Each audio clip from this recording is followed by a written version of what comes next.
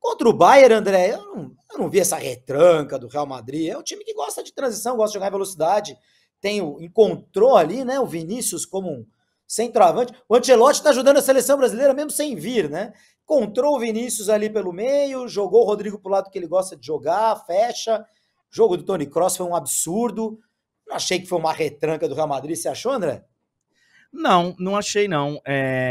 Eu acho que o Madrid toma um susto, né, ali com 40 segundos de jogo, que ele quase toma um gol. O Lunin já fez uma defesa numa descida ali pela esquerda. Tem uma sequência, tem um lance na sequência que o Bayern também chega, também com o Sané. E aí, cara, o Real Madrid, quando ele dá uma assentada, ele passa a jogar. Eu acho que com o City a pressão foi muito maior, né? Contra o City, realmente, o Real Madrid estacionou o ônibus lá e falou, olha, vamos tomar pressão, a gente sabe disso, e pressionados eles foram. Mas nem quando eles tomam o gol também contra o Manchester City, eles se apavoram, né? Então, o Real Madrid, ele também tem isso, ele não muda o plano de jogo pelo lado mental, né? Os caras não se assustam. Eles tomaram ali uma pressão no comecinho e depois passaram a jogar o jogo. Realmente, eu acho que o Bayern teve a chance de fazer o 3-1 e aí ficaria um pouco mais complicado, mas o Real Madrid, como disse o Vini Júnior no final do jogo, o Ancelotti, cara, ele tem, assim, um comando sobre o emocional dos caras muito, muito sério, eu acho. E ele passa essa confiança para os caras que já existe no DNA do clube, né? E ele consegue ainda tranquilizar mais os caras. Olha, se a gente não perder em Munique, nós vamos classificar. E eu acho que eles realmente foram atrás disso. Poderiam ter saído até, de repente, com um resultado melhor, porque fizeram 1-0 e tal, poderiam. Mas o Real Madrid vai confortável para casa para poder jogar pela vitória. Se vai acontecer, não, são outros 500. Mas ele vai confortável para o jogo da volta. O Real Madrid é um clube com uma confiança que mora lá na estratosfera, né? O Real Madrid, ele tinha... Eu sempre conto isso, é o relato dos meus anos de Madrid. O Real Madrid tinha medo do Bayern. Era o único clube do mundo que o Real Madrid respeitava. Tinha medo, não gostava, não queria jogar. E os números mostram isso. 10 jogos em Munique, os 10 primeiros, 9 vitórias do Bayern, 1 empate. Só que de 2014 para cá, o jogo citado pelo Arantes, aquele 0-4 na partida de volta da semifinal da Champions, né?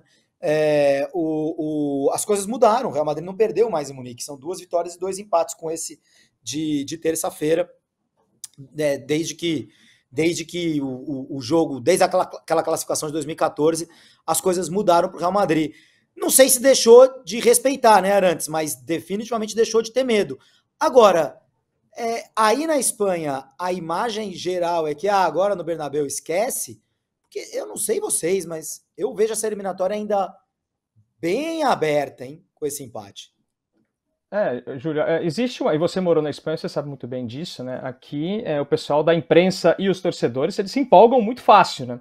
Então, esse 2-2 é considerado um ótimo resultado para levar o jogo para o Bernabéu, porque o Real Madrid já esteve em situações muito piores, né? E é um pouco disso que o André falava e que você também.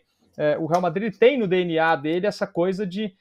parece que os jogadores se olham durante um jogo da Champions League e eles falam: a gente já ganhou isso aqui 13 vezes, né? A gente é o dono disso aqui, a gente sabe jogar 14, né? Toda vez eu erro. Eu sei que é difícil 14, vou roubar uma. Mas não rouba não. Não, 14, isso. Mas essa sensação de que em algum momento algo vai acontecer e vai se criar uma situação para que eles possam fazer um gol, conseguir uma virada, enfim. E chegando com essa responsabilidade do Bayern de Munique de ter que vencer o jogo, ou de ter que pelo menos jogar alguma coisa, de não ir defender um resultado apenas, é realmente um cenário muito bom para o Real Madrid. A capa do AS, né, do dia seguinte ao jogo, foi Um Diabo no Inferno, e a capa era o Vinícius Júnior, né, dando um pouco também uma dimensão do que foi o jogo do Vinícius. A gente vai falar mais disso ao decorrer da nossa conversa aqui, mas a sensação que eu tenho é que entre torcedores e imprensa aqui, o resultado é considerado muito bom, e embora também acho que a eliminatória, né, que essa semifinal ainda está aberta, o histórico dos últimos anos, né, ele nos mostra que é muito difícil conseguir alguma coisa contra o Real Madrid jogando na casa do time que é o maior campeão da Europa. O pessoal às vezes consegue coisas no Bernabéu, André, quando o Real Madrid está acomodado, né? Quando tem um resultado já a seu favor e tal. Às vezes o Real Madrid dá umas saídas. Naquela campanha bizarra lá de 2 anos atrás, quando o Real Madrid elimina o PSG, o Chelsea e o City, contra o Chelsea, o pavor foi no Bernabéu depois de um bom resultado em Londres, né? Se não me falha a memória, não era isso? O Real foi bem em Londres. O Real Madrid ganhou em Londres de 3-1 e na volta, inexplicavelmente, o torcedor parecia que sentia que alguma coisa ia acontecer no Bernabéu, porque é a primeira vez aí dessas recentes oportunidades que a torcida lota ali a praça do Sagrado Coração, dos Sagrados Corações ali, para a chegada do ônibus e tal. É a primeira vez que muda assim de patamar nesses últimos anos. E isso acontece num jogo que o time tinha vantagem, que ele tinha vencido lá. E foi até curioso a gente fazendo transmissão. Eu falei, caraca, cara, tá tranquilo hoje, né? Já ganhou a ida e o torcedor parece que estava pressentindo que ia precisar dele. E precisou, porque se não é o Rodrigo no final, ele tinha perdido a classificação em casa. Em casa. Eu lembro daquela partida contra a Juventus, em que há o pênalti para a Juventus no final, que, enfim, não marcado, ou para o Real que foi marcado, enfim, mas que também foi um drama no Bernabéu. Em alguns momentos ali, quando o Real Madrid não chega com a faca no pescoço, é quando dá uma relaxada e a coisa ganha um ânimo, né, Thiago? Eu estava até lembrando agora do jogo, até procurei aqui para não errar o ano, né? Em 2015, o Real Madrid vence o primeiro jogo contra o Schalke por 2-0 na Alemanha e perde de 4-3 no Bernabéu, num jogo assim que poderia ter sido 5-3 para o Schalke, o Real Madrid poderia ter sido eliminado em casa pelo Schalke. Com o Schalke do Sané, inclusive, né? O Cristiano nesse jogo ele já tinha sido substituído. Não sei se tinha negócio de minutagem e tal, e ele fica vendo do banco o Schalke lá fazer fazer o outro, e fica um desespero. Você tem razão. E era o Schalke do Sané. O Sané era o grande jogador desse Schalke, né? Mas o Sané é da turma do Di Maria, né? Um jogo sim e 15 não, né? Então já fez jogo sim na ida aí, não sei se vai ter Sané de novo não na partida de volta.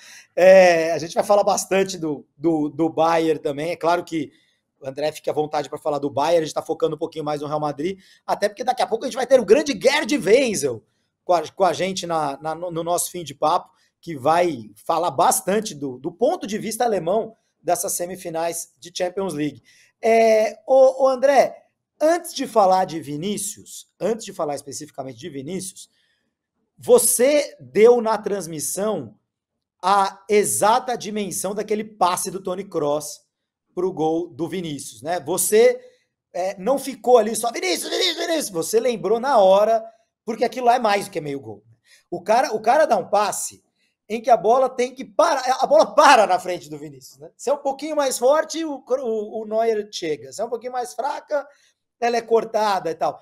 A bola é perfeita entre linhas e para na frente do Vinícius, como diria José Silvério, pedindo me chuta, me chuta, me chuta. É assim que ele teria narrado o eterno José Silvério.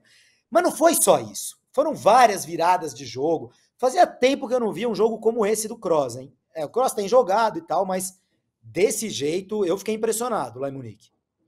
Tanto que, e o Thiago pode falar melhor do que a gente, hoje, na imprensa espanhola, a imprensa de Madrid, em alguns jornais, eu não sei se foi no Marco, no Mais, uma matéria inclusive grande, fica Kroos, falando bastante desse momento dele, que ainda não falou se vai renovar ou não. Perguntaram para ele imediatamente quando terminou o jogo lá, e aí, você já decidiu? Ele falou, não decidi, mas é realmente um jogo que faz voltar à tona esse assunto do Kroos ficar ou não. O Kroos já declarou algumas vezes que ele não vai ser que nem o Modric, de ficar jogando até, né, desmontar o corpo. Ele imaginava ali até 35 e tal, e já tá chegando no momento.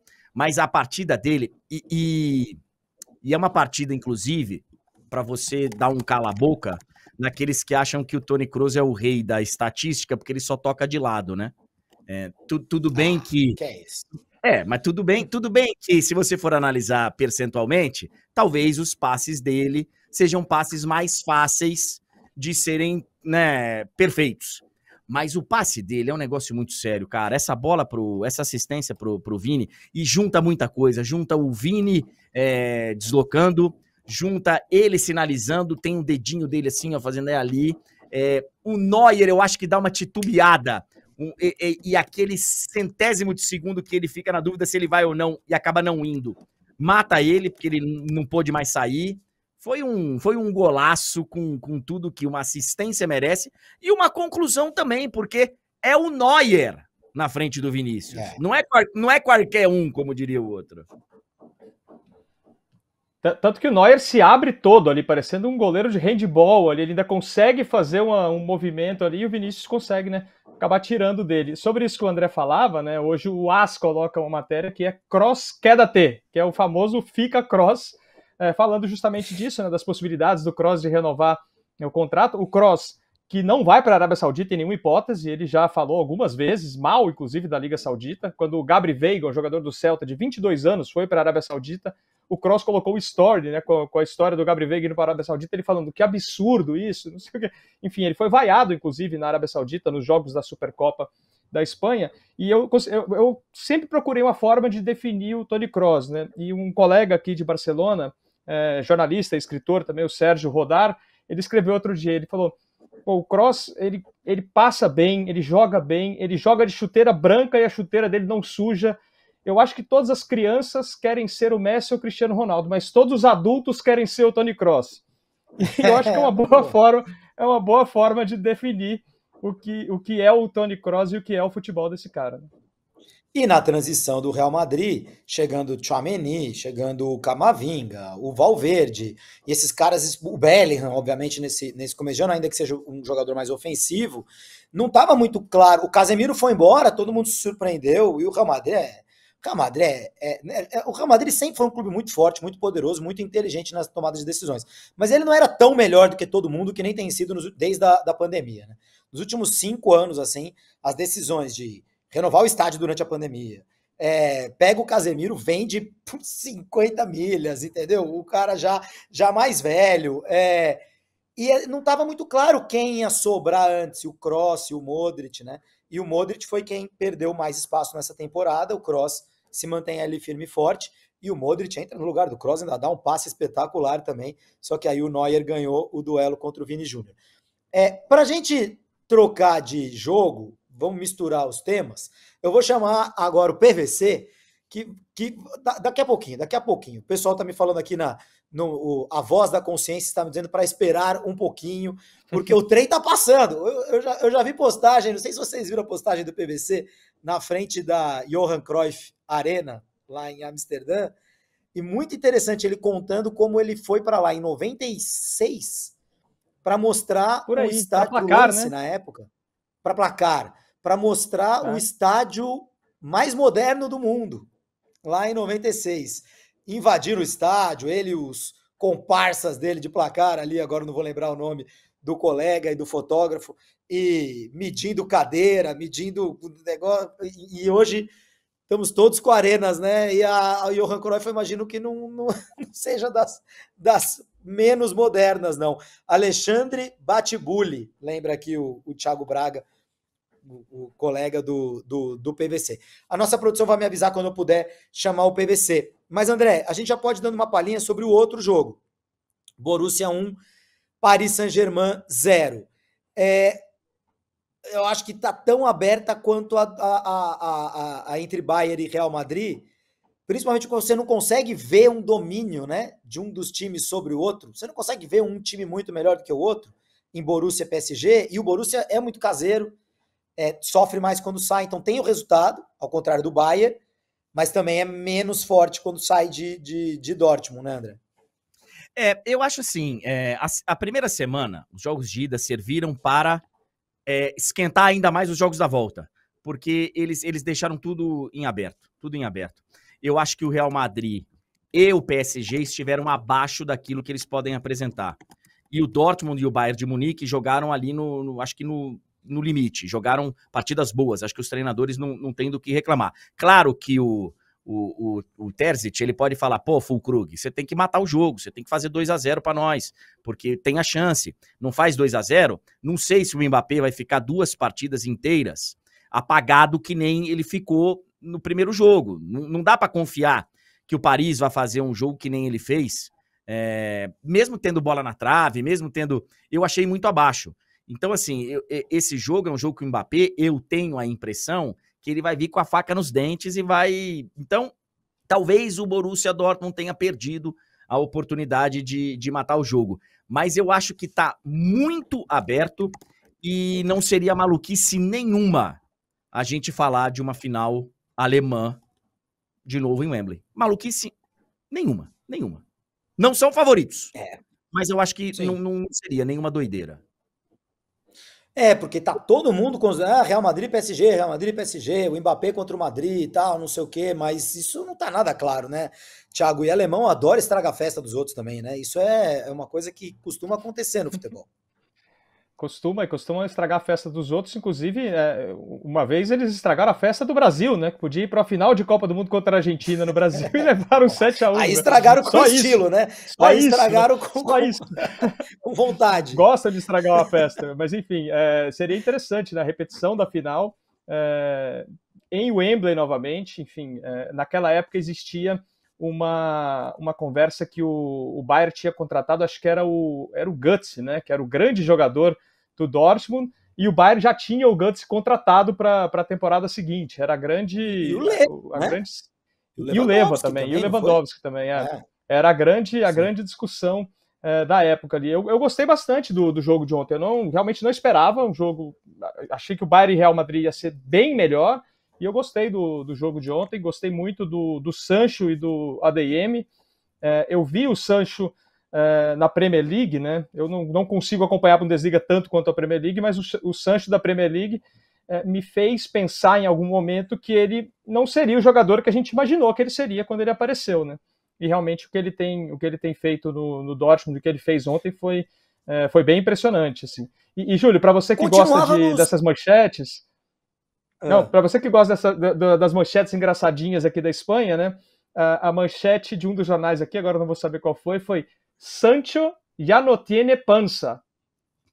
Que é o trocadilho do Sancho Panza, é né? Essa é boa. E o Sancho saiu da Inglaterra porque falaram que estava fora de forma, que não treinava e tal, e ele está arrebentando aí no Dortmund, pelo menos nessa reta final. Quando precisam que ele apareça, ele tem aparecido bem. Demorou, né? Demorou para voltar. Se aparecesse o Sancho do meu lado, aí seria Sancho Panza tranquilamente a manchete do jornal. Vamos agora para a Bélgica. Vamos ouvir o PVC direto do trem. O que você nos conta, PVC? Os 2 primeiros jogos na Alemanha, com o Bayern perto da vitória, exceto por Toni Kroos e Vinícius Júnior. Importante dizer, Vinícius Júnior foi um grande personagem em todos os jornais da Europa. Eu estou aqui no trem ligando Bruxelas a Ghent, na Bélgica, com a edição do L'Equipe, desta quinta-feira. Já eu falo dela. Teve Vinícius Júnior como protagonista, mas o Toni Kroos jogou muita bola, foi o autor do passe para o primeiro gol do Vinícius. O Bayern tem um time que foi melhor em boa parte do jogo, melhor do que em toda a temporada do Bayern 2023-24. E o Vinícius protagonista, o Real Madrid não tem a certeza, porque é o maior clássico mais repetido nos mata-matas de Champions. Não dá para garantir que o Real Madrid passa por jogar no Bernabéu, mas é uma vantagem jogar em Madrid na quarta-feira da semana que vem. E o L'Equipe de hoje, depois da vitória do Dortmund sobre o Paris Saint-Germain, com um simbólico Mbappé de mãos na cabeça e o título Au pied du mur, ou seja, o Paris Saint-Germain caiu aos pés da muralha amarela. E com nota 4 para o Mbappé.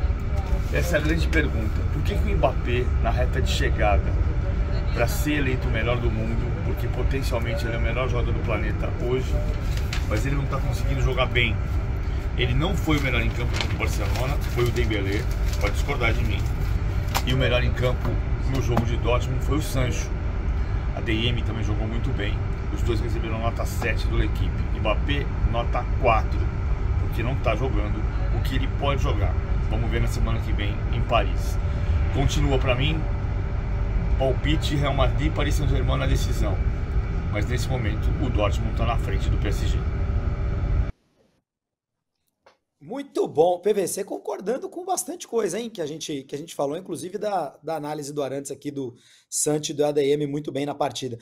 Ô André, eu vi, vocês viram ali que tinha uns muros pichados no caminho, hein? A Bélgica já não é mais a mesma também, que absurdo. O PVC passando de trem ali e uns murinhos pichados ali, como pode um negócio desse? Ô André Henning, o Mbappé, para mim, é o melhor jogador do mundo já há uns 3, 4 anos. Outra coisa são os prêmios, né? Prêmio depende do time e tal, papapã, ganhar, não ganhar, né? Na Copa do Mundo é um pênalti para lá, um pênalti para cá, o cara teria sido eleito melhor do mundo no The Best, no Bola de Ouro, em todos os prêmios possíveis e imagináveis. A Argentina acabou ganhando nos pênaltis, deu Messi da mesma maneira, pela mesma razão. Hoje, o Vinícius Júnior, com uma atuação como essa de Munique, o Vinícius Júnior ele entra na conversa de melhor do mundo, junto com o Mbappé e talvez, sei lá, o Kane, e aí ele tem um problema, que tem o Bellingham, que é do time dele, né?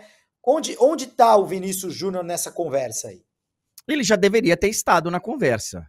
Na temporada passada, por exemplo, ele já poderia. Na outra também, que ele faz o gol do título, ele já deveria ter estado nessa conversa. Chega num momento aí, nesses últimos prêmios, que é até inexplicável. Teve prêmio aí que ele não estava entre os 10, sabe? Um negócio assim. E com jogadores entre os 10 que. Então, assim, vamos lá. Eu acho que a reta final de Champions, ela fala muito, tá?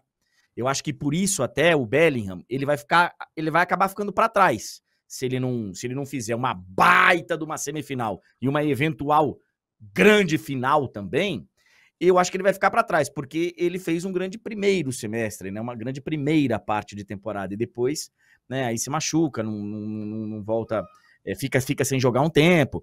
Então, o Bellingham talvez tenha ficado para trás. E o Mbappé, ele vai precisar mostrar também. Se o Mbappé for o cara do time e o PSG chegar numa final e aí na final tudo pode acontecer, jogo único, eu acho que o Mbappé ele vai continuar sendo o favorito, mas eu acho que o principal nome para bater o Mbappé tem que ser o do Vini Júnior. E se o Vini Júnior fizer o que ele já fez uma vez na vida dele, que foi um gol de título de Champions, 1-0 gol dele, pô, e aí ele passa a ser favorito. Quer dizer, pelo menos deveria passar a ser favorito. Porque de novo, eu não consigo explicar, não tenho explicação para ele não ter sido nem top 10 em alguns deles aí recentemente. E você tem, Thiago? A má vontade que existe na Espanha com o Vinícius tá atingindo a Europa inteira? Para chamar de má vontade. Não diria nem que é uma má vontade ou que sejam fatores externos ao futebol do Vinícius, né? Eu imagino que em 21-22, né, que foi quando ele faz o gol do título contra o Liverpool, né? É um ano em que o time era era o time do Benzema, né? E o Benzema tinha feito uma grande temporada, enfim. Então ficou muito marcado aquele time como o time do Benzema e o Vinícius como um possível o futuro dono do time do Real Madrid. Mas eu concordo com o Reni, né? Acho que teve, principalmente nesse último ano, teve jogador que ficou ali entre os 10, entre os 15, ficou à frente do Vinícius, enfim, na votação final, que não merecia estar ali, né? E só pensando um pouco nessa questão, trazendo um pouco a questão aqui da Europa, né? Para eles vai importar muito também, imagino eu, a Eurocopa, né? Se o Bellingham for campeão, o Mbappé, o Bellingham e o Kane tem a Eurocopa. Exato. Se o Bellingham for campeão da Eurocopa e o Vinícius for campeão da Copa América, cuidado. Talvez o Bellingham vença e o Vinícius, mesmo sendo mais protagonista no clube, eles estiquem a corda um pouco mais para o lado de seleção. E se o Mbappé for campeão da Eurocopa com a França, aí eu acho que mesmo o PSG não sendo campeão da Champions, a votação vai se encaminhar para o lado do Mbappé, né? O futebol de seleções, ele costuma ter muita importância, entre parênteses, né? O futebol de seleções europeias, né? Nesse caso. Exato, porque se o Vinícius ganhar a Copa América e o Mbappé ganhar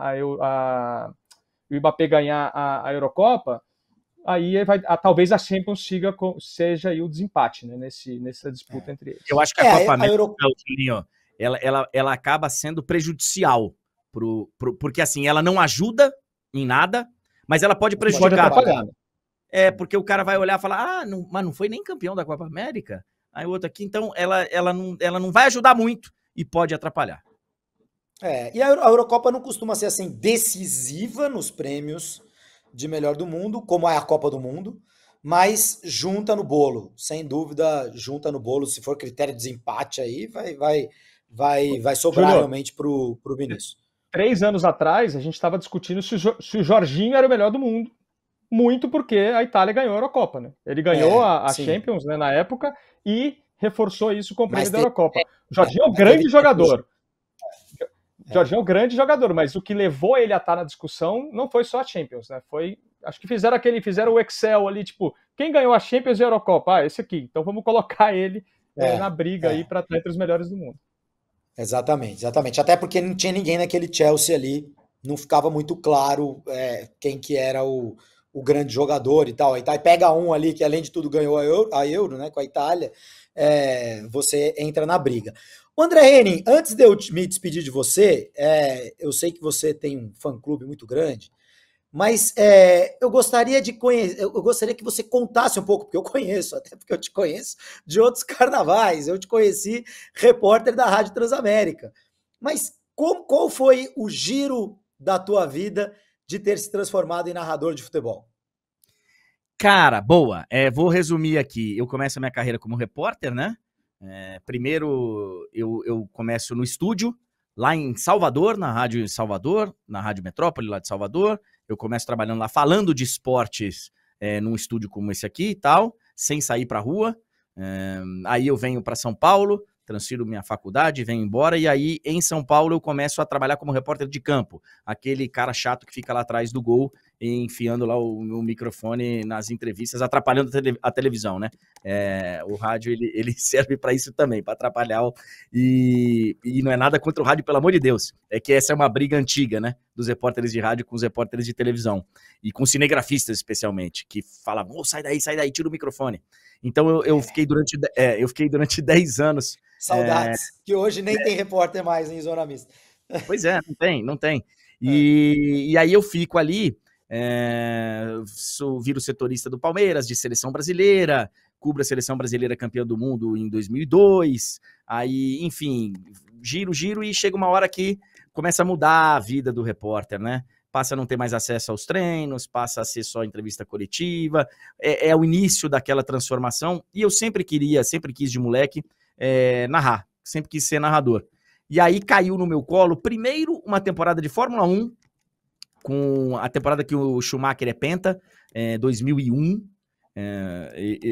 o narrador fica rouco na véspera da prova, a gente fazia Fórmula 1 na rádio, o meu chefe Éder Luiz me ligou e falou, você conhece tudo de Fórmula 1? Conheço, menti, porque não conhecia, não sabia nada, acompanhava de longe, mas eu vi a oportunidade, né, chegando, eu falei, eu vou estudar a noite inteira, mas eu vou fazer essa prova amanhã. Narrei, ele gostou, narrei, e esqueci, voltei a ser repórter, e aí chega os Jogos Olímpicos de Atenas, 2004, e de novo, numa situação parecida, o Éder Luiz iria narrar os Jogos de Vôlei da Seleção Brasileira aqui do Brasil, eu estava em Atenas, e o Éder não pode narrar o jogo porque acontece alguma coisa, e ele fala, narra a estreia do Brasil aí, seleção masculina de vôlei, porque a gente foi para lá para narrar o time masculino de futebol, que era a transmissão forte da rádio na época, só que o time não se classificou. Era aquela seleção do Ricardo Gomes, que não se classifica para a Olimpíada. Aí a gente transfere as transmissões para vôlei, eu narro a estreia do Brasil contra a Austrália lá em Atenas, o Éder gosta, fala, segue narrando aí, o Brasil é medalha de ouro em Atenas. Quando eu voltei da Olimpíada, ele falou, agora você vai ser narrador de futebol. E aí eu me transformei em narrador de futebol. Basicamente foi ele falando, você vai ser narrador a partir de hoje. E aí eu virei isso aqui que a gente conhece hoje. Não, e é muito interessante, porque assim, quando a ESPN os canais ESPN perdem a Champions League, e a Champions League passou na ESPN por 20 anos, inclusive antes da ESPN ser ESPN Brasil existir, né? Assim, a gente quem já tinha um acesso de UHF e tal, aquele começo de TV a cabo, você conseguia lá assistir na ESPN Internacional. É assim que eu via, foi assim que eu comecei a me apaixonar pela Copa dos Campeões da Europa. Então foi um susto, todo mundo tomou um susto. Mas quem vai passar? O Esporte Interativo, pô, ninguém nem sabia quem era. Pô, são aqueles caras que gritam pra caramba lá, que fica vendendo a mãe na tela e tal, vende tudo, celular, não sei o quê, 1406, pipipi. Era isso, né? E no fim das contas, o Esporte Interativo se transformou, né? Foi comprado pela Warner, se transformou em TNT Esportes. Hoje vocês têm uma operação importante e vários caras que já são absolutamente conhecidos do público. Agora, você, meu caro, liderou esse negócio, você é a cara desse negócio, quer você queira, quer não. Pode adotar o discurso da humildade que tá tudo certo. Mas o estilo de narração que se seguiu é o teu. E a qualidade das transmissões e da cobertura foi muito melhor do que as pessoas imaginavam, e não à toa já está aí há 10 anos a TNT, porque a UEFA viu e gostou, né? Não só a UEFA vende para quem paga mais, mas a UEFA também avalia esse tipo de coisa. Então quero deixar aqui os parabéns e queria te ouvir também um pouquinho sobre isso, sobre essa coisa do estilo e da qualidade das transmissões de vocês, né? Surpreendeu muita gente. Surpreendeu, cara. A gente já fazia a TV Esporte Interativo nas parabólicas abertas, a gente já fazia jogo de Champions, um jogo por rodada nas parabólicas abertas, mas nas grandes cidades a gente não era visto. A gente estava fora das TVs a cabo e tal, a gente estava nas parabólicas aí no interior do Brasil. O interior do Brasil nos conhece há mais tempo do que as grandes cidades e tal. Então a gente já tinha ali uma certa experiência, mas realmente quando vem a compra dos direitos, saindo da ESPN para ir para o Esporte Interativo na TV fechada, é um baque, todo mundo toma um susto, pouca gente conhecia o nosso trabalho e a gente matou no peito, modéstia à parte. E não vou deixar a humildade falar mais alto, não. Eu vou matar no peito sim, porque bem ou mal, muito mais nas mídias aí, nas críticas, muito mais pro lado ruim, eu coloquei ali uma maneira de narrar, claro que orientado por todos que queriam daquela forma. Eu fui contratado porque eu era um narrador de rádio e eles queriam um estilo mais de rádio na televisão. Não foi à toa, não fui eu que comprei uma televisão e falei a partir de hoje vai ser assim. Eu fui contratado para fazer isso. Fizemos e a partir daí uma nova linguagem foi estabelecida lá no Esporte Interativo e que transformou também outras narrações. Tá todo mundo narrando num tom acima em outras emissoras também. Então eu acho que a gente... Agora, nada disso, Julinho, seria relevante hoje, a gente estaria falando sobre isso se a gente não tivesse sido um fracasso na cobertura. E aí você tem razão, porque aí a narração teria ficado né, de lado, seria mais criticada ainda, a repercussão seria zero, quando tivesse seria negativa. A nossa cobertura, ela ajudou muito, cara. A gente, modéstia à parte, a gente faz um trabalho muito sério de cobertura de Champions já desde 2016.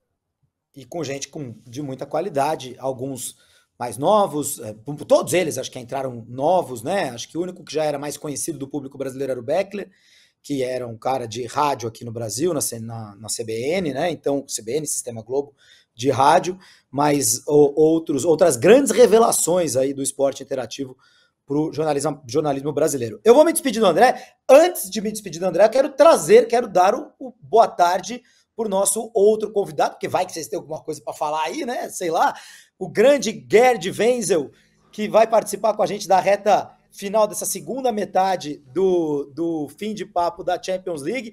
Ô, Gerd Wenzel, você vai encerrar o nosso programa, você já sabe como. Você já sabe como. Que privilégio, hein? Mas existe um paralelo ao tchau-tchau para um oi-oi? Deu um oi-oi do Gerd Wenzel? ou não? Não, esse eu ainda não inventei, viu? Mas posso a qualquer momento vir de repente com um alô, alô, tal, tipo bem alemão, né? Alô! Talvez um dia eu chegue lá. Grande Gerd, é um grande prazer te ter aqui. André, muitíssimo obrigado, meu velho. Obrigado pela tua presença, pelo teu tempo, que eu sei que é precioso. E volte sempre aqui ao nosso fim de papo. E obrigado novamente à TNT por te liberar. Obrigado aos meus chefes que me liberaram também. Eu avisei, falei, eu quero participar. Obrigado, um abração pro Thiago, para você, Julinho. Gerd, Grande abraço para você e auf Wiedersehen. Auf Wiedersehen.